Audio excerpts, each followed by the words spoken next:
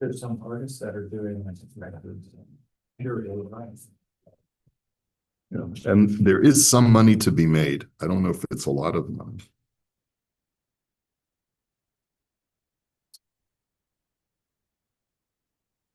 Some artists that are doing like records, period, right? Sorry about that.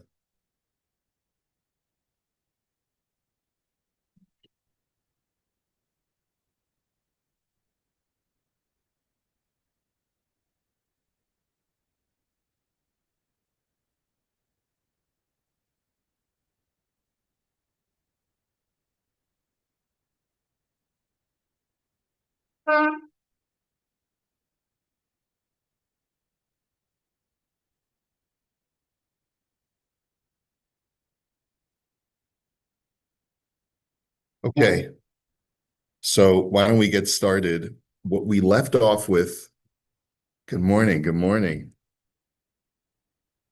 What we had left off with, we were in the middle of a sugya on Friday. We had seen a story of Rabbi Yochanan, Rabbi Yochanan was a heavier man, and he used to lean on his talmidim when he would travel. Like, yeah, lean on me. So he was leaning on Rabbi Yaakov Bar Idi, and they saw Rebbe Lazar in the distance. Rebbe Lazar was the student of Rabbi Yochanan. And when Rebbe Lazar saw his Rebbe in the distance, he hid. He didn't want to go out to greet his Rebbe. So Rabbi Yochanan was critical of Rebbe Lazar. He said two criticisms. Number one, when he cites me, when he teaches Torah in my name, things that he's learned from me, he doesn't give me attribution. He doesn't give me credit of saying, my Rebbe, Rabbi Yochanan said. That's not right. And number two, look at this guy. He's running away. Why doesn't he come to greet me? So these are the two criticisms that Rabbi Yochanan had of his student. Now, of course, what does Rabbi Yaakov Bar Idi try to do? He's the peacemaker. So we were looking at how Rabbi Yaakov Bar Idi was trying to explain Rebbe Lazar's behavior in a more complimentary light. So the first thing that he said is that, first of all, Rebbe, you have to understand that both I and Rebbe Elazar are from Bavel. And in Bavel, that was the convention, that students felt bashful in the presence of their Rebbe, and they felt it was a bit of a chutzpah to walk over just to the Rebbe and just say, hey, Rebbe, how are you? And so therefore, we would hide from our Rebbeim, and if anything, we would only wait to speak to our Rebbe after our Rebbe would speak to us. So that was the first sort of explanation. And then to try to appease Rabbi Yochanan for the fact that Rebbe Lazar was not citing Torah in his name, he says, let me give you an analogy. He says, you know that when I noticed that when Rebbe Meir would teach Torah, if he would quote someone who was not his primary Rebbe, like Rebbe Yishmael, he would say, Rebbe Yishmael hat gesagt. He would say, my Rebbe, Rebbe Yishmael used to say. But when he was quoting his primary Rebbe, who was Rebbe Meir's primary Rebbe? Rebbe Akiva. When it was Rebbe Akiva, he wouldn't cite Rebbe Akiva. Why? Because everybody knew that almost everything that Rebbe Meir had learned, he learned from Rebbe Akiva. So, and by the way, this is important, because you know how we say that Stam Mishnah is Rebbe Meir? Rebbe Meir is responsible for the vast majority of the Mishnayos that Rebbe Yehuda Hanassi compiled. But who ultimately is responsible? Rebbe Akiva. Rebbe Akiva is attributed with being the originator of most of our Mishnayos.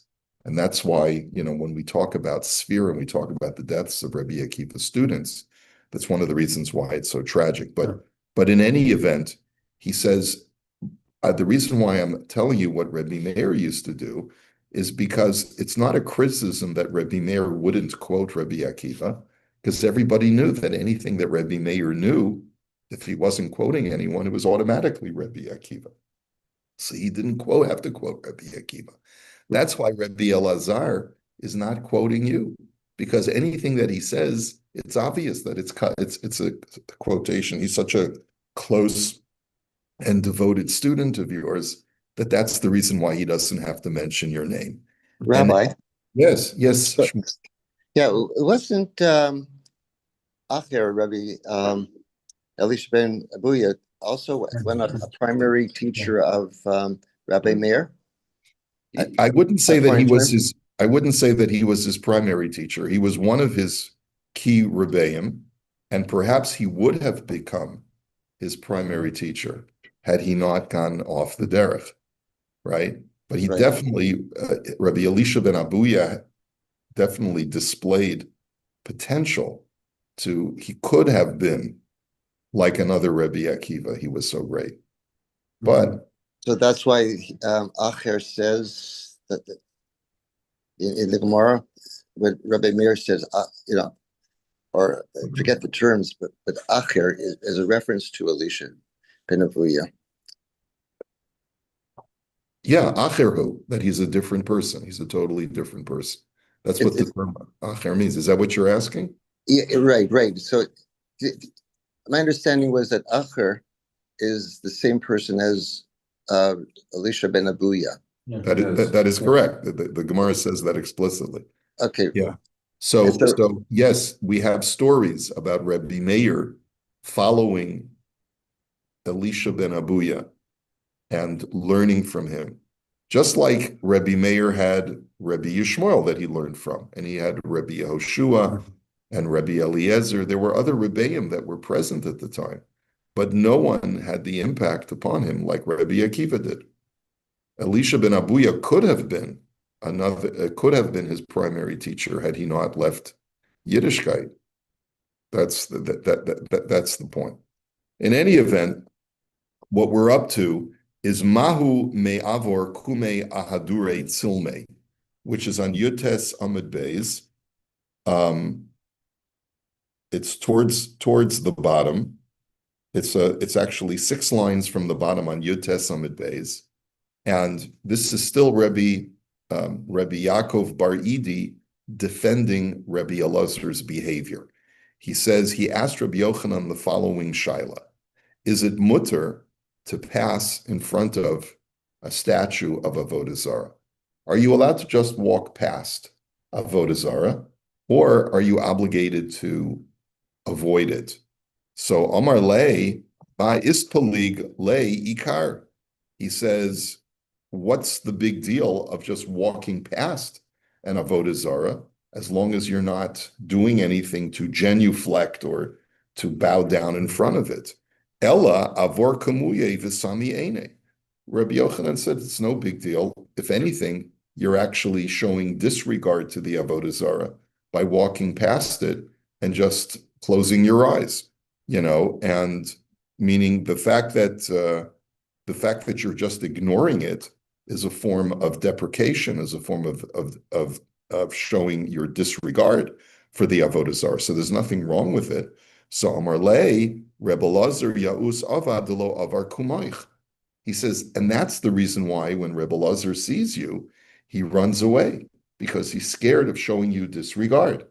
He's scared that if he walks past you without giving you the proper genuflection and the proper kavod, that it'll be in some way a disregard of you.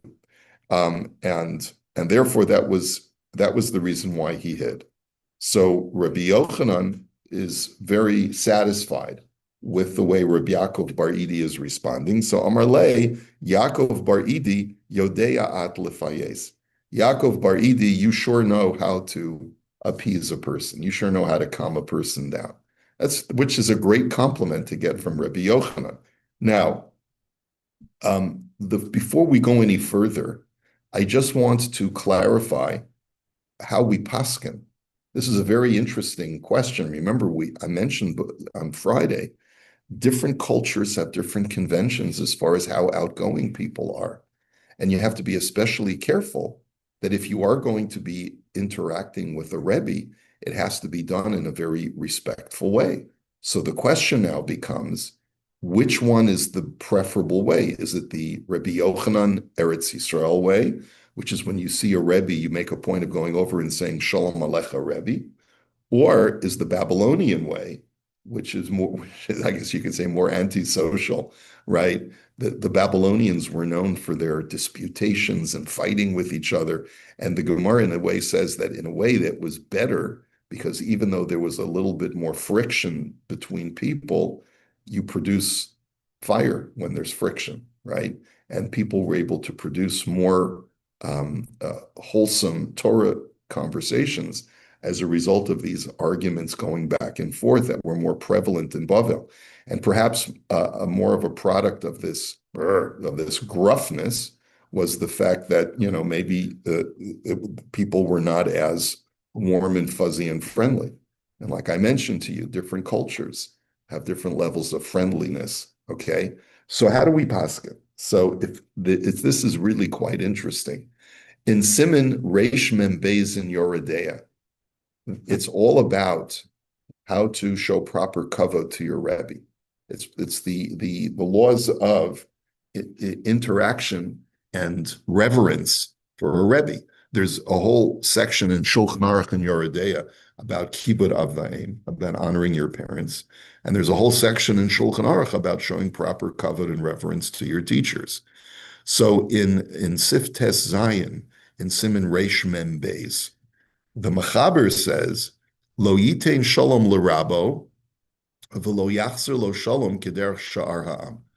He starts off by saying, the Mechaber, that you should not greet your Rebbe or respond to your Rebbe's greeting in the same way that you respond to everybody else. Ela shoche lefanav, va'omer lo biyira uvechavod, but rather you should prostrate yourself before him, which is not clear what is shochet, to bow before him. Yeah, some way bow before him, and you say with awe and with honor, Shalom Alecha Rebbe, peace upon you, Rebbe. V'im nasan lo rabo shalom, omer lo Shalom Alecha Mori v'Rebbe. And if your Rebbe greets you first, then you should say to him, Shalom Alecha Mori v'Rebbe, peace upon you, my teacher and my master. Now comes along the Ramah, and he says v'chein nohagin, and that's the correct minhag. However, v'yesh omrim, but there's a yesh omrim. Some say de'ein latalmid lishal b'shlom rabo klal, that a student should never greet his Rebbe at all. Shenemar, as it says in Eov, and we saw this pasuk on Friday, Ra'uni ne'arim v'nechba'u, that Eov said that when I was in a position of great honor, the youths would see me and they would hide, because I was considered to be such an honorable figure. And who does he quote? He quotes the Yerushalmi. Quotes the Yerushalmi that is quite cited by the Hagos Maimoni. So just to give you an idea of what the commentaries say on this, let me just see the Be'er Heitev, what he says.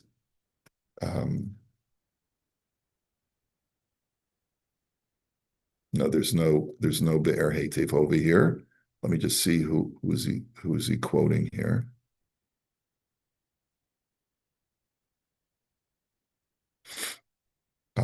He quotes our whole story.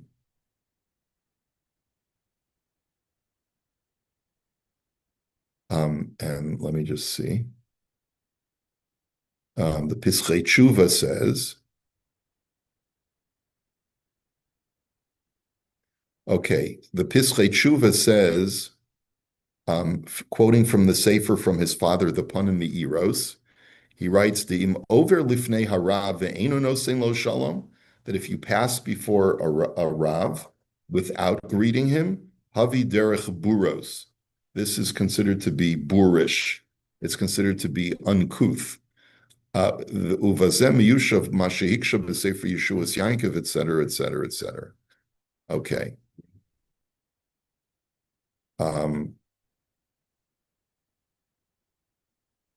And then the Perush Beis Hillel, he says that the Bavli does advocate greeting your Rebbe, and therefore, okay, let's see.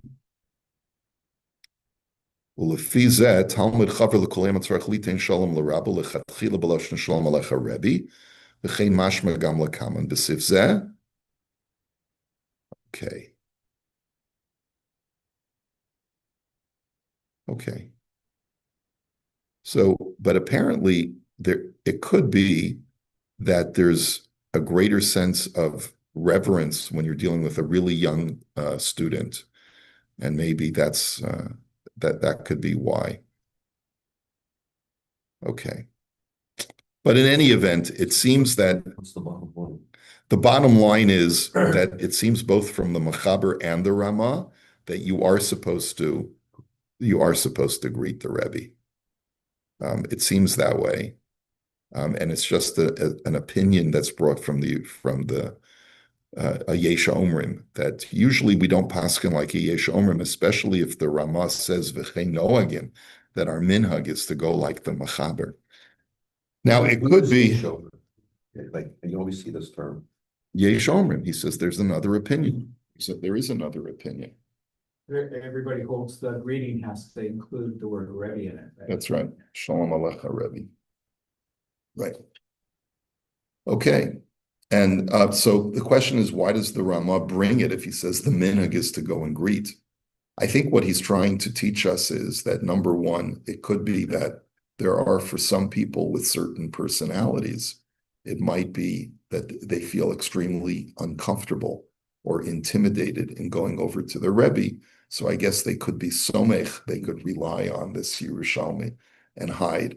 But it's not really the proper way to do it. If you can muster the guts to go over to your Rebbe, that's what you're supposed to do. Okay, so now let us go on. It says, the question now we're going back to, remember there were two criticisms that Rabbi Yochanan had of Rabbi Elazar. The first one was, he never quotes me, he never gives me proper attribution. And so Rabbi Yaakov Baridi said, well, anything that he says is in your name, it's obvious, so that's why he doesn't have to quote you.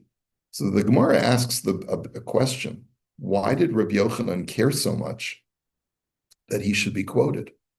Like what was the big deal to him? Now we know that there's a Mishnah in Pirkei Avos that says, Kol ha'omer davar mi pi omro mevi geula la'olam. That if whoever says something in the name of the person who said it brings redemption to the world. And so maybe could you say that was the reason why? As we're going to see from the Gemara, that's not what Rabbi Yochanan was hung up on. However, that could be one reason why Rabbi Yochanan, why it bothered him, why he felt that Rabbi Elazar was doing something wrong, because you want to bring redemption to the world. And how do you bring redemption to the world? By creating a chain, a link from generation to generation, showing that there is a constant generational contribution to Torah knowledge. And that's why I guess that's helpful in bringing redemption to the world. But what we're going to see is that Rabbi Yochanan was hung up on something personal, that for him this was a very personal issue. And that's really what the Gemara is going to be focusing on. For Rabbi Yochanan boy the Yamrin Shmuasam in Shemei? Question mark. So was this Rabbi Yochanan's hang-up, that he wanted people to know that he was the originator of an idea? Was it because he wanted the kavod? Like what was his thing? So the Gemara says, no, Af David bikesh aleha rachamim, agura bi'ohalecha olamim. That no, even David HaMelech asked mercy from Hashem, that whenever he would be quoted, people would quote him in his name, because it says in Tehillim, agura bi'ohalecha bi'oholcha olam. May I dwell in your tent forever. Now, how can you dwell in a tent forever? No mortal human being can dwell in Hashem's tent forever. So what is the meaning? What is the deeper meaning of that pasuk? Rabbi Pinchas, Rabbi Yirmiyah b'shem Rabbi Yochanan, v'chi olas alev David shu chai la'olam. Did David think that he could live forever? Ella Amar David, eska shiu devarai ne'amorin al shmi bevate knesios uvevate midrashos. What David HaMelech was beseeching Hashem was that halavai, that my name should be perpetuated through the Torah that I leave in this world, through the Tehillim that I write, and through other things that I lay down, maybe the events in Sefer Shmuel. Like, may my Torah be perpetuated by people quoting my name and saying things in my name in all Batei Knesios and Batei Midrashos, when people pray and when they study Torah. That's what David was asking when he said, may I dwell in your tents forever. The tents are a reference to the Beis Medrash and the Beis HaKnesses, where people are quoting David HaMelech constantly. So the Gemara says, Mahanyale, like, why does the Gemara say, why, asks the Gemara, does that provide benefit to David? In other words, why was David so hopeful that this would happen? How is this helpful to him? So Levi bar Nazira Omar, Kol HaOmar Shemua Mishem Omra, Sivsosav Rochashos Imo Bakever. He says, because, and we may have heard this quote because it's in the Bavli as well, that anyone who says something in the name of its originator, the lips of the person who originated it, even after he's deceased, will be moving in the grave. Meaning that you animate a dead person by quoting things in that person's name. Matam, like, what is the source of this? Because it says in Shir Hashirim, V'chiketh kiyen hatov holech lidodi l'meisharim dovev sivsei yishenim. I'm just quoting the whole pasuk in Shir Hashirim, that your palate, that your mouth is like the pleasant or the good wine, that holech lidodi, that goes to my beloved l'meisharim down the roads, dovev, knocking on the lips of those who sleep. Now, so what does this mean? That the lips of those who sleep are dovev, are knocking or are moving in some way. That people who are in their graves, their lips can move. Kekomer hazeh shel anavim shuhu zav me'elav. And it's like a cluster of grapes that has already been harvested, that when you leave a very, very large, I guess, what would you call it? A very large harvest of grapes, and you leave it in the vat, it starts its juices begin fermenting and flowing on their own. And that's what you want when you're a wine manufacturer. You take a huge harvest of grapes, you toss it in the vat, and before you even start pressing it, the grapes start to ferment and start to flow their juices. In the same way, even though a person is dead, like they've been cut from the vine, they're not growing anymore, they're no longer alive, but their juices continue to flow. And how do the juices of a deceased person continue to flow? When other people are quoting him, when other people are saying over his Torah, it is as if that person is still alive and being productive. And that's really what Rabbi Yochanan wanted. Now, if you take a look in footnote number 2, what does it really mean that their lips are moving in the grave? Do we take this literally? That, there's a skeleton of Rabbi Yochanan that's like, that's moving, like the old movies when the skeleton would be talking. No, so footnote number 2, Ein kavanas hadvarim kipeshutam. Don't understand this in its most simple meaning. Shesifsosav shel hames misno aos mamish. That the lips of the deceased are actually literally moving. Ubevadai lo yitachen hadavar lachar shekvar nirkav haguf bekever. And certainly that doesn't make sense if the body is already decomposed in the grave. Decomposition can be, to be completely dust. And so how do your lips continue moving? Okay, Ella hadvarim nemru b'derech mashal u'malitza. But it's a metaphor. It's an allegory. As he says, "V'ikar hakavanahi," and what it really means is shenishmas hameis mikabeles chiyus midivrei haTorah hane'emorim bishmo, that the soul of the deceased receives chiyus, receives life, sustenance from the words of Torah that are mentioned, that are quoted in his name. Uvekachu ki'ilu kayam ba'usasha ba'olam hazeh. And it's as if the person is still alive. When a person's memory is perpetuated through the ideas that they proliferated in this world, it's as if the person is still alive. Ule'inyan hamashal shesifsosehem mirachashos. Why then is the analogy given to their lips are moving? Bir hataklin chadatin bishkolim sham she'akavonahi. So the commentary Taklin Chadatin explains, Sha'or haTorah hayotze mipi ha'omer sashmua mitkasher b'nishmaso shel bal hashmua shebegan Eden. That the Torah that is being recited in the name of the person who said it, that Torah connects with the neshama of the tzaddik who is no longer alive in Gan Eden. And it's as if he's saying the words right now because he's alive. Okay? And there's other different ways of understanding the idea. But the point he wants to make is don't think that it's, don't be a literalist when you read these words. It's not literally that the lips are still moving in the grave. Okay, let us continue.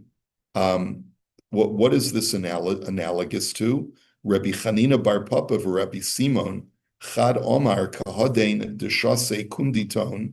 He says the pleasure that a deceased person gets when Torah is being quoted in his name is like a person who's drinking konditon, which is spiced wine that is mixed with honey and spices.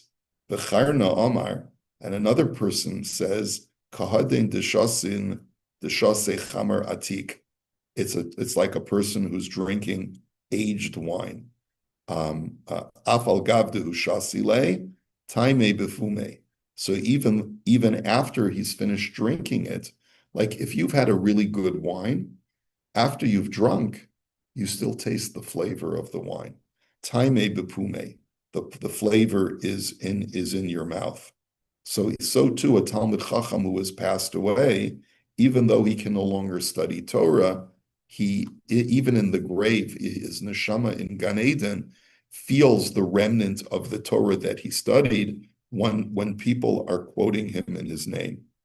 He says, if you take a look at footnote number 7, he says in the Ein Yaakov, the idea is explained as follows: Ha'olam hazeh hu olam ha'asiyah, v'olam haba hu olam ha'gemul.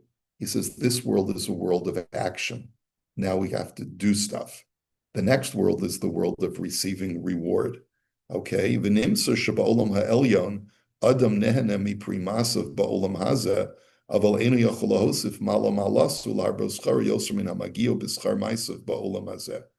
Therefore, there's no more productivity in the next world. All you can do is sit back and enjoy the fruits of your labor that you worked on in this world. But when people study your Torah that you leave over in this world, it turns out that there is actually productivity.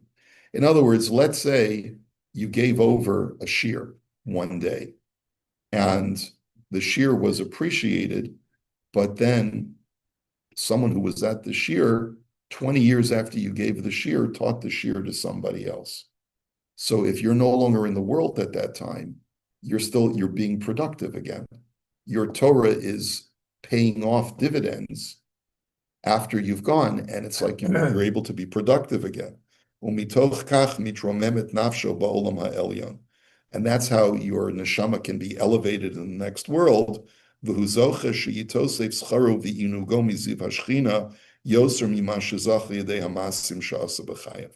And therefore, you're actually compounding your reward. It's not like you're just getting rewarded from the 80, 90, 100 years that you lived in this world. but you're actually being productive because whatever you invested in this world is actually bearing dividends in this world through the Torah being taught. And that's why it's considered to be so pleasurable to those who have passed from this world. So what Rabbi Yochanan really wanted was that he wanted that productivity of his Torah study to continue even after he died. He knew that he was going to die at some point. He said, I'm not satisfied that my Torah study should stop when I pass away. I want my students to quote me so that my productive Torah study perpetuates as long as possible. And as you can see, we're quoting Rabbi Yochanan to this very day. Is the productivity not there just because it's not being quoted? Like if you've given a share and someone down the road gives that share, even if they're not giving you, attributing to you, is that any less in Hashem's eyes? It's a good question. Like, in other words, doesn't Hashem know that Torah originated with person X, with Rabbi Yochanan? Why was it necessary for Rabbi Elazar? I guess the answer is that probably in Hashem's eyes, yes, but I guess it's easier for it to find the originator if the person's name is quoted, I suppose.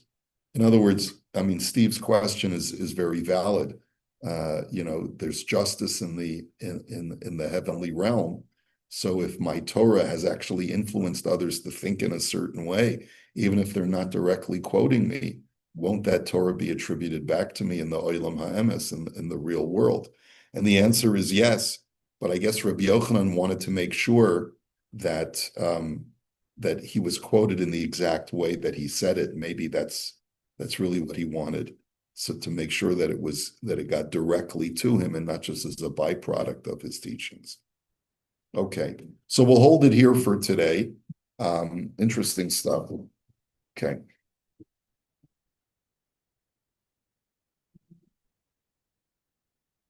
Are we gonna Wednesday?